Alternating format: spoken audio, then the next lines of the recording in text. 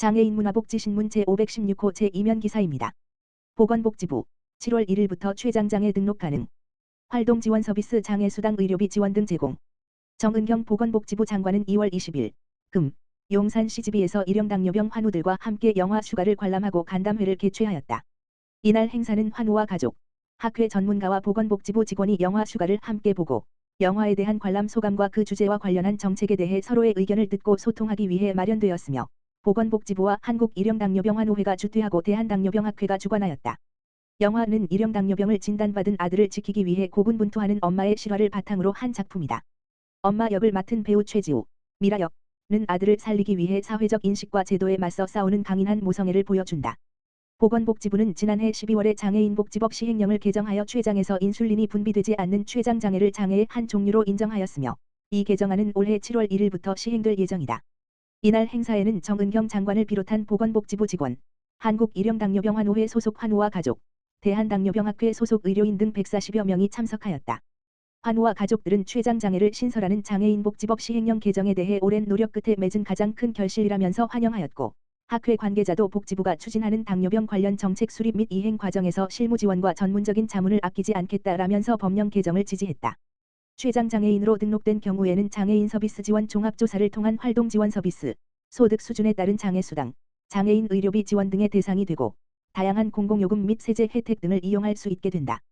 정은경 장관은 7월 1일부터는 슈가에 나오는 동명이처럼 일형당뇨병으로 어려움을 겪는 환우들이 췌장장애로 등록하여 필요한 서비스를 받을 수 있게 되었다라면서 인슐린 펌프, 연속혈당 측정기 등의 의료기기와 관련한 보험급여 확대 요구에 대해서도 잘 알고 있으며 앞으로 계속해서 췌장장애인에게 필요한 서비스를 제공할 수 있도록 제도를 개선해 나가겠다라고 밝혔다.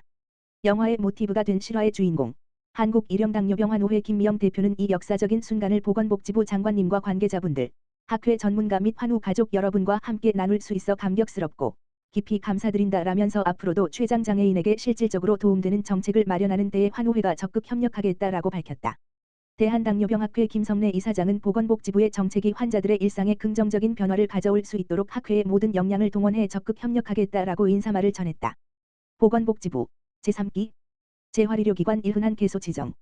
보건복지부 장관 정은경은 제3기 2026년 3월 물결표 쌓인 2029년 2월 재활의료기관 일흔한 개소를 지정했다고 밝혔다.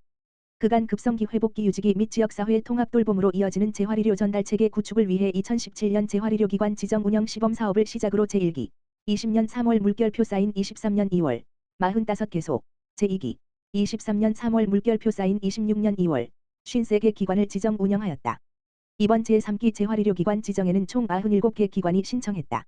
서류심사와 현장조사를 통해 시설, 인력 및 장비 등 필수 지정 기준의 충족 여부를 평가하고 재활의료기관 운영위원회, 이하위원회, 심의의결을 거쳐 일흔한 개소를 제3기 재활의료기관으로 최종 지정했다. 특히 신규 신청기관 중 일부는 지역 재활 수요와 지역 균형을 고려하여 위원회 의결로 회복기 재활 환자 구성 비율 기준을 일부 완화하여 조건부 지정하였다. 제3기 재활의료기관으로 지정된 기관은 환자 맞춤형 재활치료 및 퇴원 후 지역사회로의 원활한 연계 치료를 지원하기 위하여 건강보험정책심의위원회 26.2월 등 절차를 거쳐 3월부터 맞춤형 재활 수가 등 시범 수가를 적용한다. 또한 집중 재활치료 후 퇴원하는 환자가 지역사회에서 치료나 돌봄을 연계하여 받을 수 있도록 지원하고 퇴원 이후 재택 재활치료가 필요한 환자 대상으로 방문 재활도 실시한다. 재활의료기관에 입원하여 맞춤형 재활 수가를 적용받을 수 있는 환자는 중추신경계, 뇌손상, 척수손상, 근골격계, 고관절, 골반, 대퇴의 골절 및 지환술 등 비사용 증후군 질환이 있는 환자이다. 재활치료는 발병 또는 수술 후 초기에 집중적인 치료가 중요하며 이를 위해 입원 가능한 대상 질환, 입원 시기, 발병 또는 수술 후 30, 60, 90일 이내와 치료 기간이 정해져 있으므로 환자는 뇌 척수 손상, 골절, 비사용 증후군 등 질환 발병 시 재활의료기관 입원 가능 여부를 확인해 보아야 한다. 곽순원 보건의료정책관은 재활의료기관 지정으로 급성기 치료 이후 기능 회복과 지역사회 복귀를 지원하여 장기 반복 입원을 줄이고 의료와 돌봄이 연속되는 환자 중심의 지역 재활의료 체계를 강화하겠다라고 밝혔다. 보건복지부는 향후 재택 복귀율, 환자 만족도 등 제2기 사업의 성과와 보완점 등을 면밀히 분석하여 지속적으로 제도를 개선해 나갈 예정이다. 최종 지정 결과는 의료기관에 개별 통보하고 보건복지부 누리집을 통해 발표하며 그 외 자세한 사항은 보건복지부 누리집 제3기 재활의료기관 지정 발표 공고 별표 사인을 참고하거나 건강보험심사평가원 전문병원 지정부 지역번호 033-739-5847 5849에 문의할 수 있다. 복지부, 장애인 거주시설 인권 침해 상황. 철저한 점검 당부. 보건복지부 차전경 장애인정책국장은 2월 10일 오후 2시 서울특별시 영등포구 소재 중앙장애인권익공호기관을 방문하여 종사자들의 노고를 격려하고 현장 의견을 청취하는 시간을 가졌다. 이번 간담회는 현행 장애인 학대 대응 체계를 점검하고 장애인권익공호기관 기능 강화 방안을 모색하기 위해 마련되었다. 장애인권익공호기관은 학대 신고 접수 조사, 피해 장애인 보호 등을 하는 장애인 학대 대응 전문기관으로 전국에 19개 지역기관이 있고 중앙장애인권익공호기관은 지역기관 지원, 협력체계 구축 등 총괄 조정 역할을 수행한다. 간담회에는 중앙장애인권익공호기관 박정식 관장을 비롯한 직원들이 참석하여 장애인권익공호기관의 업무 현황과 역할에 대해 공유하였으며 양적으로 증가하고 질적으로는 복잡 고도화되는 장애인 학대 사례를 효과적으로 대응하기 위한 장애인 학대 대응 체계 강화 방안 모색에 집중했다. 특히 박정식 관장은 장애인권익공호기관 현장 조사 인력 확충을 통한 신속한 학대 조사 역량 강화와 함께 학대 예방을 위한 교육 홍보 기능과 장애인권익공호기관 직원의 법적 전문성 향상도 필요함을 강조했다. 차전경 장애인정책국장은 최근 장애인 거주시설의 성폭력 의심 사건 등으로 국민적 우려가 큰 상황에서 장애인 학대 최일선에서 조사와 피해자 지원을 하는 장애인권익공호기관의 역할이 중요하다라며 장애인권익공호기관이 본연의 역할을 충실히 수행할 수 있도록 조사 인력 확충, 전문성 강화 등 기능 강화를 위한 정책적 지원에 최선을 다하겠다라고 말했다. 이어 장애인 학대는 단순한 범죄를 넘어 우리 사회의 안정망을 위협하는 중대한 사안으로 정부, 지자체, 장애인권익공호기관 등 유관기관과 합동으로 장애인 거주시설 인권 침해 상황을 철저히 점검할 것이다고 밝혔다. 국가유산청, 모든 세대 아우르는 국민참여형 자연유산 프로그램 운영. 국가유산청, 청장 허민, 은 어린이부터 청년, 어르신, 장애인까지 누구나 자연유산을 이해하고 누릴 수 있도록 올해 천연기념물센터, 대전 서구에서 다양한 국민참여 교육 프로그램을 운영해 자연유산의 가치 확산에 나선다.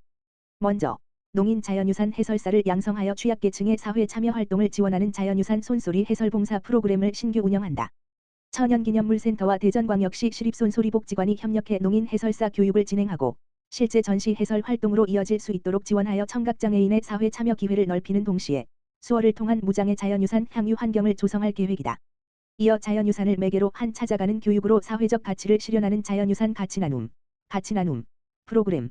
천연기념물센터를 찾는 관람객들에게 중장년층과 어린이 해설사들이 각자의 눈높이에 맞춰 친근하고 생생하게 자연유산의 가치를 전달하는 성인자원봉사 프로그램, 자연유산 알림이와 어린이 해설사 프로그램, 대학, 원, 생이 초등학생들에게 자연유산을 쉽고 재미있게 알려주는 자연유산 대학, 원, 생 전공 지식 지도, 멘토링, 프로그램, 여름방학, 2026년 8월, 과 겨울방학, 2027년 1월, 기간 동안 교과과정과 연계한 천연기념물과 명승체험형 특화 교육을 운영해 아이들을 자연유산을 지키는 작은 연구자로 성장시키는 초등학생 자연유산 교실 등 한층 체계적으로 개선된 기존의 프로그램들도 변함없이 운영되어 모든 세대가 자연유산을 가까이에서 이해하고 향유할 수 있도록 도울 예정이다.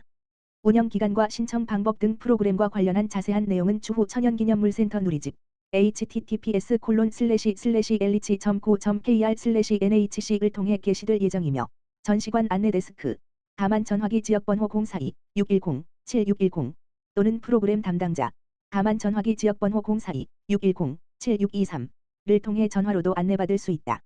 국가유산청은 복권기금 재원으로 운영되는 천연기념물센터가 앞으로도 누구나 자연유산을 쉽게 이해하고 직접 전하며 함께 성장할 수 있는 기회의 장으로 발전할 수 있도록 전시 교육 프로그램을 더욱 고도화하여 자연유산이 특정 세대나 일부만의 자산이 아닌 모두가 함께 누리고 지켜가야 할 공동의 유산으로 인식될 수 있도록 적극 행정을 지속해 나갈 것이다. 국립특수교육원, 장애 학생의 자립과 내일을 위한 진로 직업교육 워크숍 개최. 국립특수교육원, 원장 김선미, 은 2월 12일, 목, 대강당에서 장애 학생의 자립과 내일, 실천 중심의 진로 직업교육을 주제로 진로 직업교육 담당자 워크숍을 개최한다. 이번 행사는 교육부와 시도교육청 관계자, 교육 전문직, 특수교사 등 전국의 진로 직업교육 담당자 약 400여 명이 참석하며 현장 참여와 실시간 화상회의, 줌을 병행하는 혼합형 방식으로 진행된다. 워크숍은 전문가 기조 강연과 현장 교원들의 사례 발표로 구성된다. 주요 내용은 발달장애인의 문화예술 체육 분야 진입 및 일자리 지원 방안, 장애 학생을 위한 개별화 전환 계획, ITP, 활용 방안, 장애 학생의 진로 학업 설계 실제 사례, 인공지능, AI와 교육과정 연계 진로 직업교육 운영 사례 등이다. 특히 디지털 대전환 시대에 발맞춰 인공지능, AI를 활용해 장애 학생이 주도적으로 자신의 진로를 설계하고 활용하는 수업 모델은 변화하는 직업 환경에 대응하고 교사들의 수업 전문성 향상에도 기여할 것으로 보인다. 김선미 원장은 이제는 장애 학생 개개인의 삶을 촘촘히 지원하는 현장 중심의 교육과 실천적 접근이 무엇보다 중요한 시점이다라고 말하며 이번 워크숍이 장애 학생의 자립과 사회 참여를 실질적으로 지원하는 계기가 되기를 기대한다라고 밝혔다.